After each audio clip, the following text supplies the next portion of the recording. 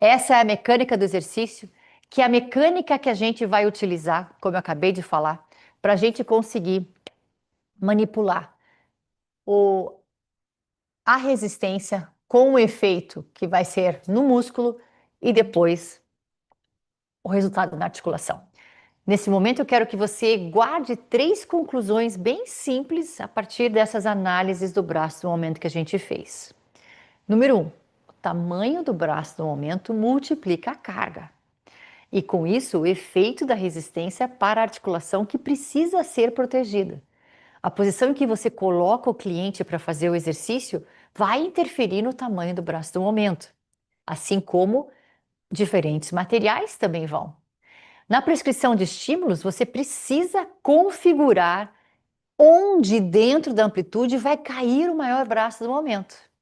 E um dos jeitos da gente fazer isso é escolhendo a posição no exercício. Eu disse um dos jeitos porque existem inúmeros jeitos. Perceba uma coisa muito importante. Isso significa, em termos práticos, que se o braço do momento faz parte do estímulo, como faz, e se você é quem configura esse braço do momento dentro desse cabo de guerra, então quando você escolhe a posição do cliente, não é simplesmente uma variação do exercício, não é. E se você sente que fica mais leve aqui, é porque algo na mecânica mudou.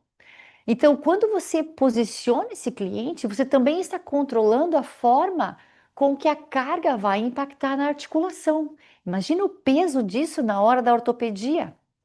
E é isso que nós chamamos de prescrição de estímulo, não mais prescrição do exercício. Não é só colocar a carga, mas também estar considerando e prestando atenção no tamanho do braço do momento e nas modificações desse tamanho durante a amplitude de movimento.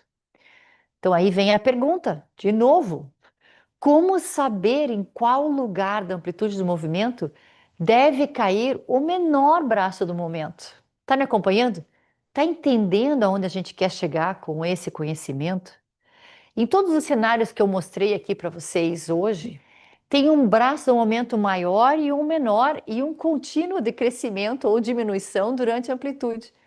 Como saber qual é a opção mais apropriada para aquele cliente dentro da individualidade articular dele, da individualidade ortopédica dele? Bom, então agora é a hora da gente começar a entrar num outro lado das mecânicas, a mecânica muscular, para a gente descobrir essa resposta. Como saber aonde colocar o maior braço do momento e aonde o menor? Como eu já comentei, tudo que estamos vendo aqui faz parte dessa mecânica do exercício desenvolvida e sistematizada por Tom Purvis, fundador da RTS. Até esse momento, nós trabalhamos somente com uma dessas engrenagens desse sistema, somente com a mecânica da resistência. A partir de agora, a gente vai olhar para a mecânica muscular, para a gente ver como que essa mecânica da resistência vai interferir na mecânica muscular. A gente vai ver como que a mecânica da resistência vai manipular a mecânica muscular e juntas vão trazer um resultado para a articulação, que vai ser a mecânica articular. Vamos revisar agora o funcionamento mecânico das fibras musculares e dos sistemas de catracas entre os feixes de actina e miosina lá dentro do sarcômero. Vamos começar com a mecânica muscular. O Tom Purvis, fundador da RTS, criou essa demonstração como um comparativo da actina, a miosina e as pontes cruzadas, como se fossem velcros. É um recurso didático simples, mas é muito inteligente e vai ajudar você a visualizar o que está acontecendo aqui no músculo e facilita bastante o nosso entendimento do que a gente vai explicar aqui agora. Então vamos lá. Aqui no intensivo eu estou usando essas simplificações didáticas porque o meu objetivo aqui é que você compreenda o contexto geral. Sempre que possível, eu volto aos temas trazendo novas camadas de entendimento e mais precisão biomecânica. Então, a cada passo a gente vai aprofundando mais. Se eu chegar aqui e der uma aula super difícil, que você não consiga entender, você vai dizer, nossa, a Mariane sabe muito, mas você não aprendeu. E meu objetivo é ensinar. Agora, olha para a imagem do slide aqui. No início de uma contração muscular, a área de contato entre actina e miosina, lembra as cabecinhas e os buraquinhos? Ela é pequena. Veja aqui entre o azul e o cor-de-rosa. Quando o músculo está numa posição um pouquinho mais alongada, ela tem pouca superfície de contato. Olha aqui no velcro. Se eu pegar os dois lados, o macho e a fêmea, e colocar bem na pontinha aqui, ó, a capacidade de segurar esse velcro é pequena. A contração também. Percebe o que acontece quando eu puxo as extremidades do velcro? Caramba, não segura. É fácil soltar. Se eu comparar com o que acontece aqui dentro do músculo, a lógica é a mesma. No início da contração, quando a posição está mais alongada, a capacidade de gerar tensão é mais baixa. À medida que o músculo vai contraindo aqui no meio do seu comprimento contrátil, o músculo vai ganhando, aumentando a área de contato. Veja na imagem azul aqui com cor de rosa, vai aumentando o espaço em que a actina encaixa na miosina. E aqui no velcro, se eu colocar o velcro com mais encaixes de macho e fêmea, caramba, eu não vou conseguir soltar esse velcro. Por quê? Porque a capacidade de aderência aumentou bastante, a superfície de contato, de encaixe, aumentou muito. Eles resistem muito mais à minha força no músculo. Isso significa um aumento da capacidade de gerar tensão, porque existe uma área maior de contato entre a actina e a miosina. Agora vamos para a contração máxima, onde esse actina miosina no sarcômero está bem fechadinho lá. Então veja que aqui na figura está bem fechadinho o sarcômero, como se o músculo estivesse na sua posição mais encurtada. E aqui aparece um fenômeno que é interessante, porque a gente consegue imaginar que se tem mais superfície de contato entre a actina e a miosina, significa que a geração de tensão vai ser maior. Mas não é bem assim. Não tem mais espaço para você continuar a contração. Chegou no final dos espaços, não tem mais para onde ir. Então, muito provavelmente você já estudou esse processo quando aprendeu sobre as pontes cruzadas. E quando a gente está nessa posição mais encurtada, a geração de tensão também cai. Então, a actina e a miosina, elas se conectam e geram tração e consomem o ATP, e esse processo se repete até esse limite máximo de encurtamento. A contração acontece por esses encaixes entre a actina e a miosina, que geram essa tração e mudança no comprimento do sarcômero.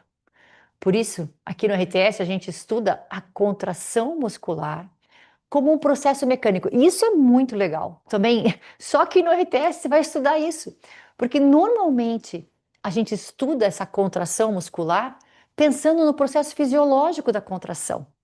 E tem 1.500 milhões de lugares no mundo que você vai estudar isso. Mas o processo mecânico da contração muscular é só o RTS que vai te ensinar. E como que ele influencia a articulação e a resistência. Então, porém, a mecânica da contração, a gente só vai estudar aqui no RTS por completo. E tem mais um ponto muito importante que eu preciso esclarecer. A capacidade desse músculo em gerar tensão não depende somente da interação entre actina e miosina, porque a direção das fibras musculares vai interferir, a posição articular vai interferir e o tipo da inserção muscular e o tipo do músculo também vai interferir na mecânica muscular. São variáveis tão determinantes que Tom Purvis identificou e desenhou 5 diferentes perfis, comportamentos da força muscular para nos ajudar a entender como manipular o estímulo, que a gente vai ver daqui a pouquinho, para encaixar nesses comportamentos da força. Conhecer os perfis da resistência, que são as mudanças do estímulo, e depois as mudanças dessa força muscular é o primeiro passo para a gente conseguir fazer a configuração de estímulo mais adequada para cada pessoa em cada exercício. Por isso, aprender quais são os perfis da força muscular é um pré-requisito importantíssimo para trabalhar com clientes com dor ou com limitações ortopédicas. Só quando você conhece e considera esses perfis da força muscular em cada exercício, você vai conseguir configurar um estímulo de maneira apropriada, protegendo a articulação do seu cliente. Diferente do estímulo, a mecânica muscular não pode ser configurada. Eu não tenho como mudar a propriedade do músculo. Eu não tenho como mudar a direção de puxada no músculo em relação à articulação. Ela é o que é. Por isso, cabe a você e a mim, a todos nós, conhecer esses perfis da força muscular para tomar melhores decisões na hora de configurar o estímulo. Agora, vamos avançar para o coração dessa aula, que é exatamente isso. Aprender a configurar esse perfil da resistência que a gente acabou de ver, que são as mudanças do estímulo da resistência, para encaixar nesse perfil da força muscular, que são as mudanças da força muscular durante a amplitude de movimento.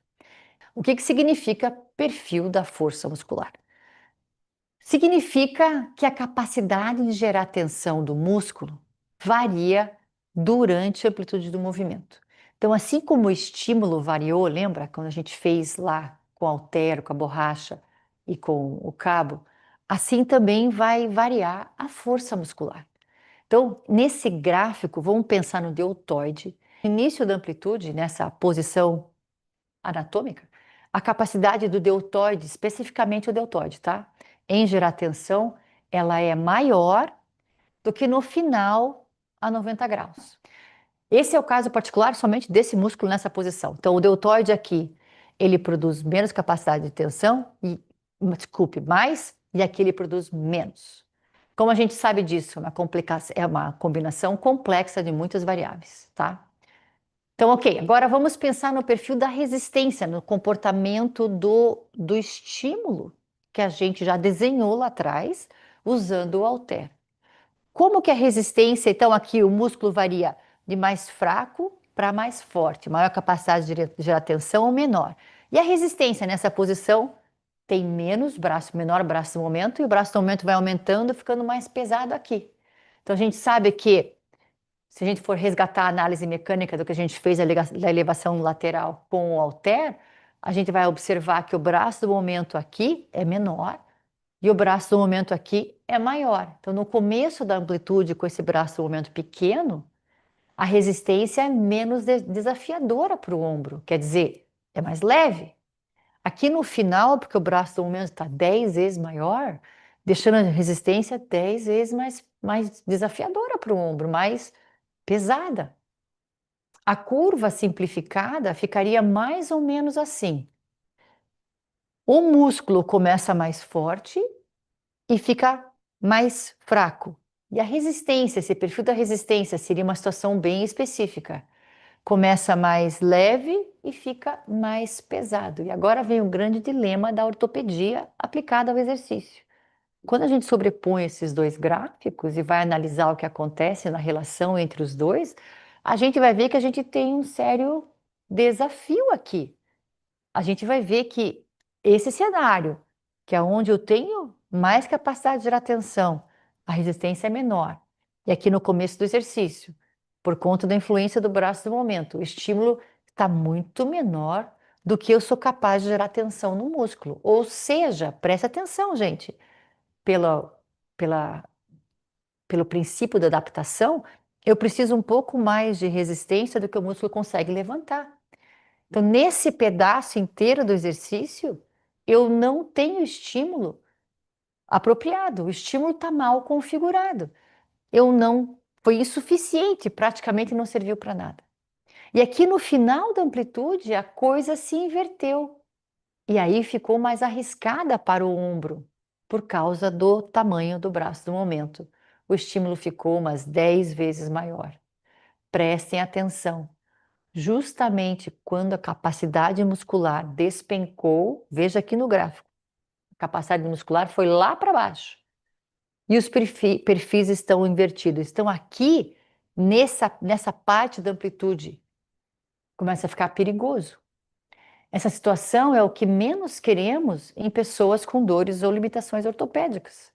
Isso significa que a elevação lateral deve ser banida? É um exercício ruim? Devemos eliminar da nossa utilização? Não, claro que não. Mas essa configuração do estímulo não é adequada. Isso significa que, desse jeito, a elevação lateral impõe um maior risco para a articulação do ombro. E o que dá para fazer? O que você pode fazer com relação a isso? Você pode configurar melhor esse estímulo, que é o que a gente está ensinando vocês a fazerem nesse intensivo. E como você vai fazer isso? Bom, primeiro, você precisa conhecer o perfil da força muscular de todas as articulações e todos os músculos. Então, nesse caso, a gente sabe que o músculo tem muita capacidade de gerar tensão aqui no começo da amplitude, e pouca capacidade de gerar tensão, de novo, aqui no final da amplitude. Agora, nossa tarefa é a gente manipular, interferir no comprimento, no tamanho do braço, no momento da resistência, para que a resistência também fique menor aqui no final. Eu estou perdendo capacidade de gerar tensão. Se o braço no momento diminuir nessa posição articular, vai ser mais seguro para minha articulação. Das variações de elevação lateral que a gente viu hoje com o halter, qual delas apresentou um braço no momento maior no começo e menor no final? Vocês lembram? Lembram? É a variação no decúbito lateral. Porque quando eu estou de lado, eu vou ter o maior braço do momento aqui a 0 graus. Então vamos colocar isso tudo no gráfico e ver como fica. Quando a gente coloca a posição de decúbito lateral, veja o que acontece. Olha o tamanho do braço do momento no início do movimento. O braço do momento é maior aonde eu tenho maior capacidade de gerar tensão. Significa que a resistência aqui está aumentada. E no final, opa, o braço do momento diminuiu bastante aqui. Significa que a resistência está diminuída. Significa que devido à influência do braço do momento, a resistência para o ombro diminuiu bastante na posição aonde o músculo está mais fraco. Isso é muito inteligente. Vamos ver agora como é que fica a sobreposição desses dois gráficos para esse cenário ao invés de fazer em pé. Veja como é que fica. Agora, o perfil da resistência ficou no mesmo sentido do perfil da força muscular, compatível com o perfil da força muscular. E esse é o trabalho contínuo do profissional especializado em ortopedia aplicado ao exercício. Compatibilizar o perfil da resistência com o perfil da força muscular em todos os exercícios. Em todos os exercícios. Por quê? Porque dessa maneira você vai garantir um bom resultado. O objetivo do exercício resistido é alcançar o fortalecimento muscular. Para isso é necessário um estímulo que desafie o músculo do começo ao fim da amplitude de uma maneira constante. Se eu tiver 0 de estímulo, aonde o músculo tem muita capacidade de gerar tensão, eu não estou desafiando o músculo. Só assim o exercício fica eficiente e acontece uma adaptação positiva a cada grau de movimento. Vamos retomar o perfil, o gráfico com os perfis invertidos. Então aqui estava o perfil invertido, lembra? Onde eu sou forte, onde eu sou forte, eu tenho pouca resistência, onde eu sou fraca, eu tenho muita resistência. Porque isso que vai ajudar você a entender o que está acontecendo aqui.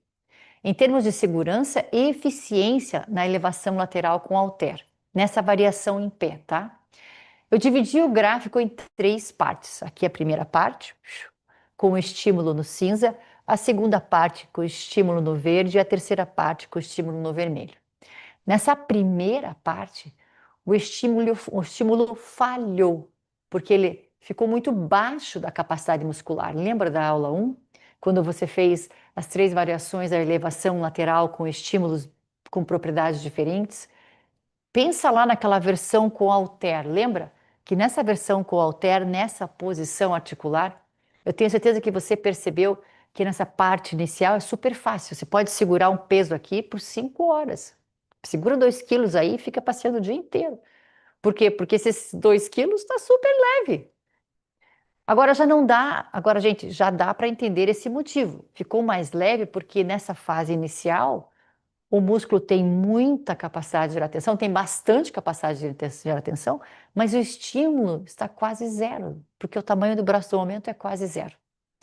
Nessa parte central, no meio do caminho, quando você estiver fazendo exercício aqui mais ou menos 45 graus, com o halter, o exercício fica numa fase onde você está tendo um estímulo apropriado. O músculo está crescendo, mas não está machucando as articulações.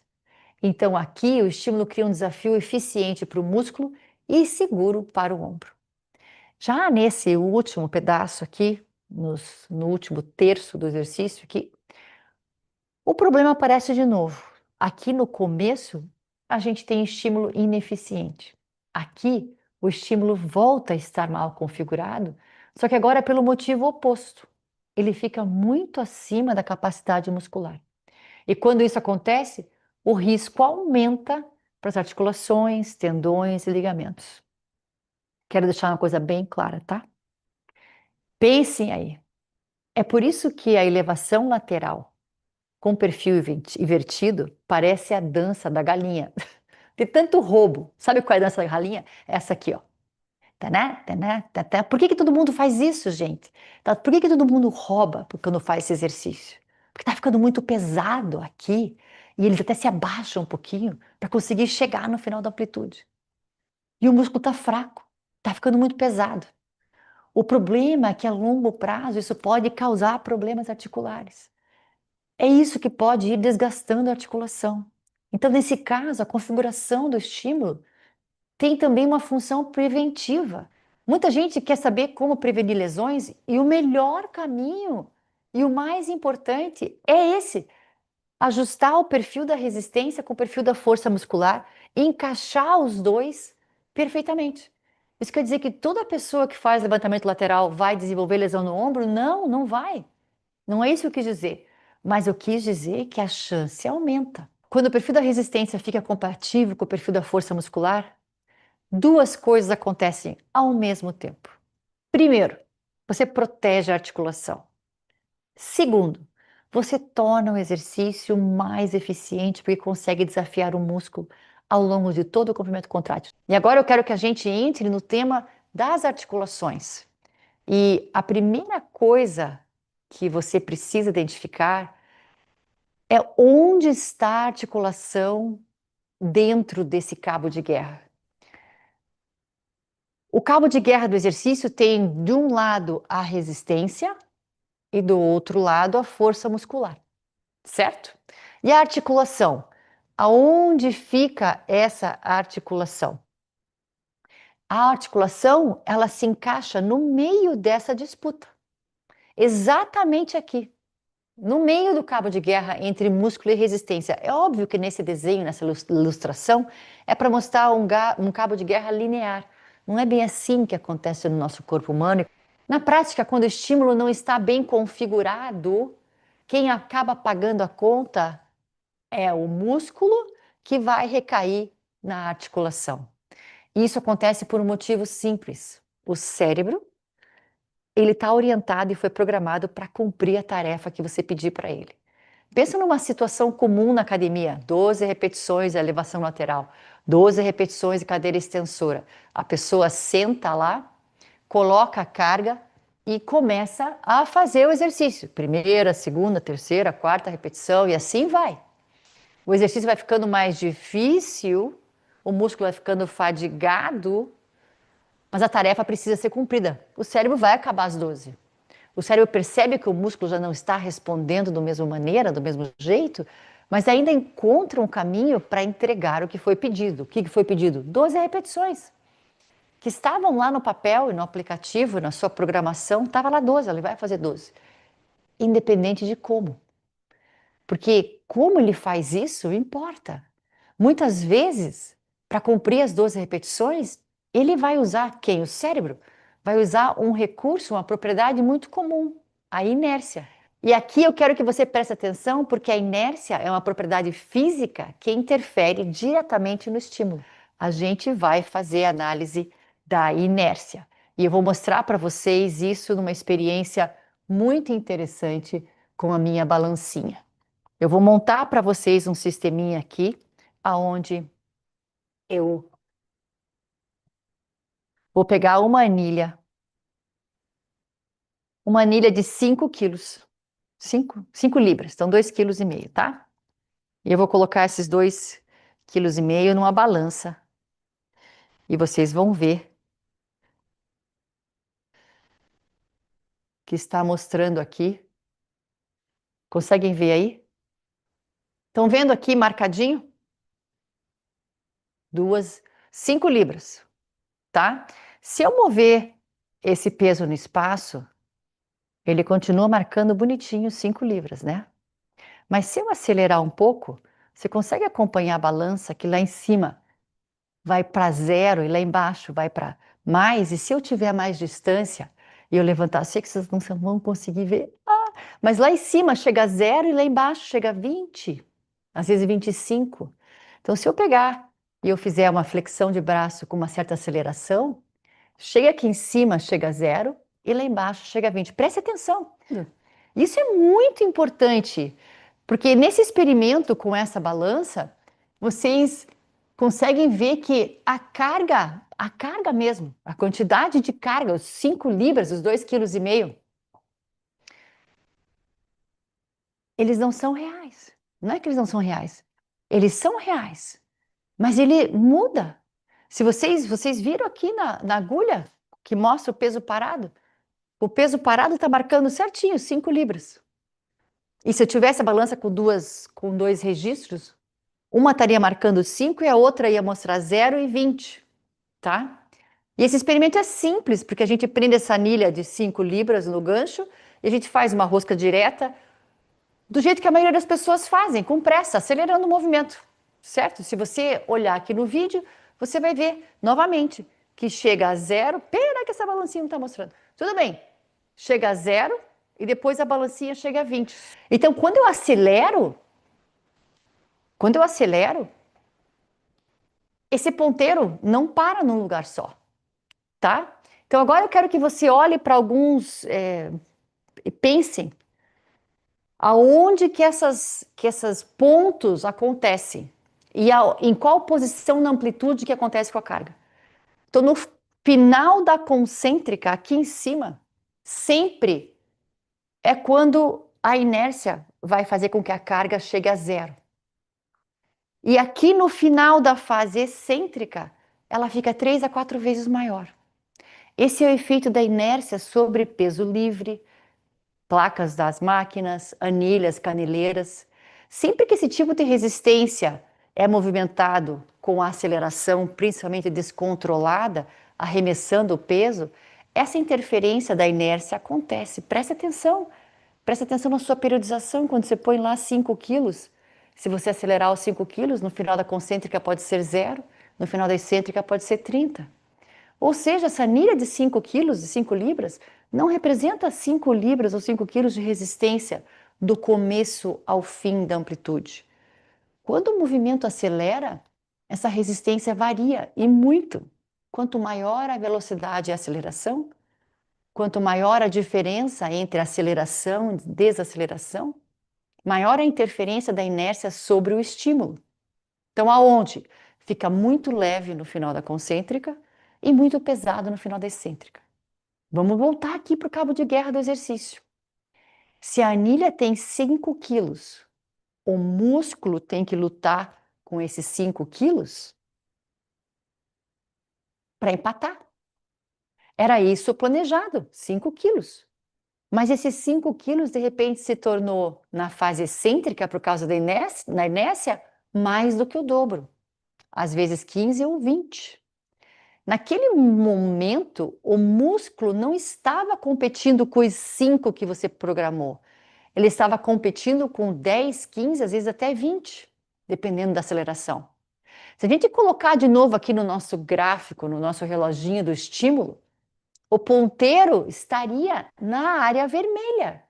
Por quê? Porque você programou 5 e foi para perto de 20, indicando exagero. Quando? No final da excêntrica.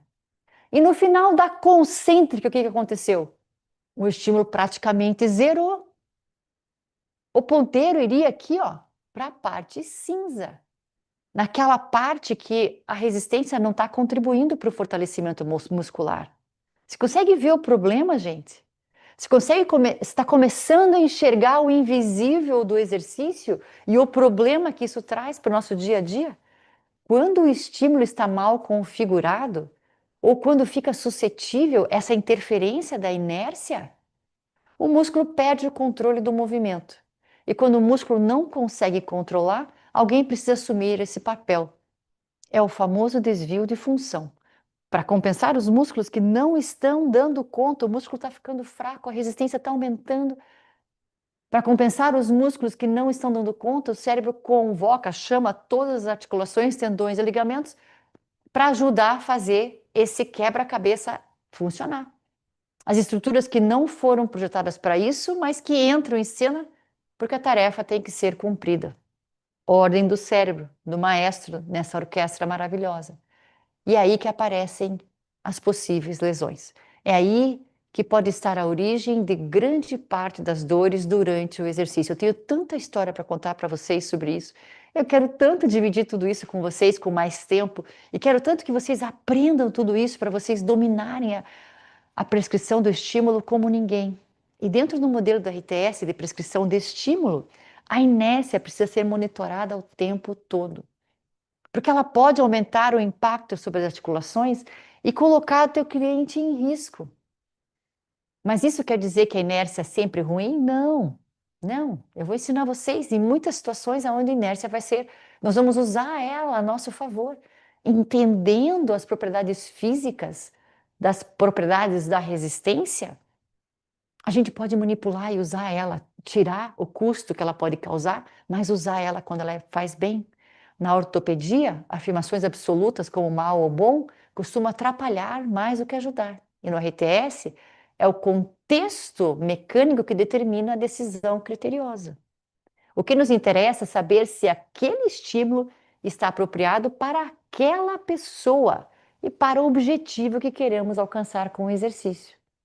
Mas se eu não controlo a inércia, gente, se eu não percebo o que está acontecendo na prática, de forma simples, orientando o aluno a executar o movimento de maneira cadenciada, sem arremesso, sem pressa, já começa a ajudar muito.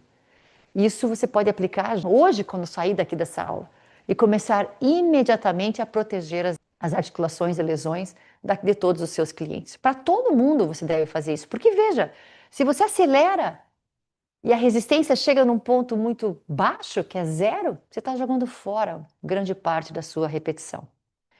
Agora eu sei que o pensamento vai surgir na cabeça de muitos de vocês. Mas se eu fizer mais devagar, não consigo erguer o mesmo peso. Exatamente. Se você fizer devagar, e você sabe disso, se fizer devagar, você vai ter que baixar a carga. E é justamente esse o ponto. Quando o movimento é acelerado, quem está carregando o peso não é o próprio músculo. É a inércia que está fazendo o trabalho no lugar dele. Enquanto o cérebro orquestra o movimento para que a tarefa seja cumprida, chegar até 12 repetições com o que for necessário para chegar lá. Na prática, gente, os números sobem e até existe uma sensação de esforço, mas a qualidade do estímulo muscular cai e o risco da articulação aumenta muito. Se o objetivo é aumentar números grandes do peso, alimentar o ego, tudo bem, vai continuar usando a inércia e vai ajudar a isso. Mas se o objetivo é alcançar o fortalecimento muscular para a melhora da estabilidade articular, se o objetivo é uma hipertrofia cautelosa, pensando na articulação, ou se o objetivo, através de um trabalho técnico focado na hipertrofia e configurado realmente para a longevidade do cliente, a gente já passou da hora de parar de arremessar. Não importa o exercício, cadeira extensora, abdutora, remada, rosca, elevação lateral. Sabe o que eu sempre digo? Uma frase super profunda. O músculo só consegue levantar aquilo que ele consegue levantar. Se ele só consegue 10 e levantou 20, não foi ele. Sempre que houver peso em movimento, a inércia está presente e ela precisa ser controlada quando pensamos em saúde articular. Por outro lado, gente, existem situações em que a inércia pode ser usada de forma consciente e controlada, com finalidades bem específicas, como eu falei agora há pouco. Quando a gente está trabalhando com idosos, a inércia vai ajudar muito a gente a levantar e sentar na cadeira. Tem muitas maneiras que a gente vai usar a inércia a nosso favor. E saber ler esse contexto é exatamente o que diferencia uma prescrição técnica de uma prescrição genérica. Com esse experimento da inércia, eu espero que tenha ficado claro. Quando o estímulo está bem configurado e o músculo não consegue sustentar o cabo de guerra, quem assume a carga são as articulações, os tendões, os ligamentos. E eles não deveriam estar fazendo isso. O músculo deveria estar sendo desafiado. E aí começam os problemas. A articulação não paga a conta apenas da inércia. quando o perfil da resistência não está ajustado no perfil da força muscular, a conta também vai para as articulações, os tendões, os ligamentos. Então, tanto a inércia como o perfil da força muscular ajustado com o perfil da resistência precisam estar configurados da maneira correta. E essa situação é grave porque articulações operam no modo retroceder jamais. Na prática, gente, os tecidos articulares, quando eles lesionam, eles não regeneram. Por mais que não existe uma recuperação completa, não existe voltar ao que era antes. Por mais que a medicina esteja avançando muito nessa área, ainda não existe uma regeneração da cartilagem, por exemplo. A cartilagem ela não se regenera. O músculo sim. Ou seja, o dano articular é em grande parte irreversível. E isso muda completamente o peso da nossa responsabilidade como profissionais.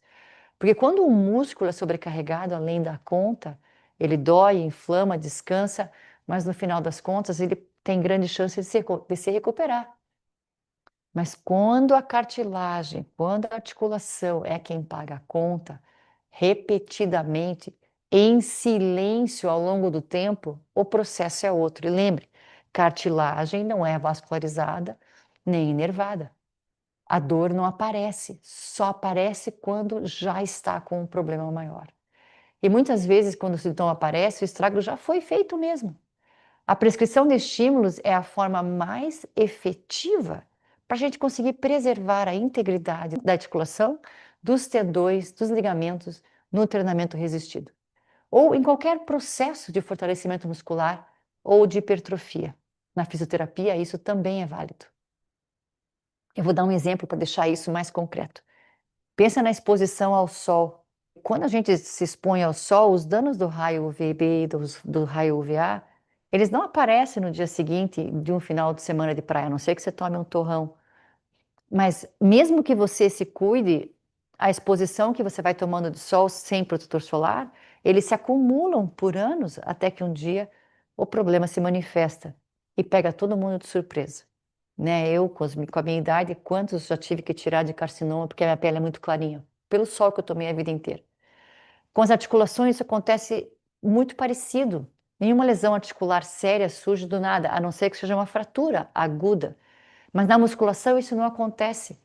Não acontece numa sessão. Isso se acumula ao longo do tempo por decisões que pareciam corretas, dentro de um modelo que simplesmente nunca se preocupou em olhar para o estímulo com o cuidado que ele merece. A gente só pensa no agachamento, no flexão de braço, no supino. E é verdade que a maioria dos profissionais que trabalha com exercício se importa profundamente com o cliente. Isso que é muito interessante. Todos vocês que estão aqui, vocês se importam com os clientes que vocês atendem. E você se importando por eles que você está aqui. Então não falta boa intenção, não falta dedicação, domínio técnico das execuções, da maneira como você aprendeu até agora. O que falta é que por muito tempo faltou para a nossa área um modelo que trate o estímulo como ele realmente precisa ser tratado. Uma variável e a variável mais importante da prescrição. E essa é a realidade. Porque o estímulo, como eu falei na aula retrasada e na aula passada, a única coisa que a gente é responsável na hora do treino é o estímulo. Eu não estou exagerando, gente. Sem saber como configurar o estímulo, nenhum profissional, mesmo dedicado, ele fica sem respostas na hora que mais precisa. Simplesmente porque a formação tradicional ensina técnica de execução, periodização e frequência, mas nunca se debruçou sobre o que o estímulo faz com as articulações. Ao aprender a configurar o estímulo, você passa a proteger as articulações, desafia o músculo em todo o comprimento contrátil e permite que as pessoas treinem sem dor. E esse, para mim, é um dos grandes diferenciais da mecânica do exercício.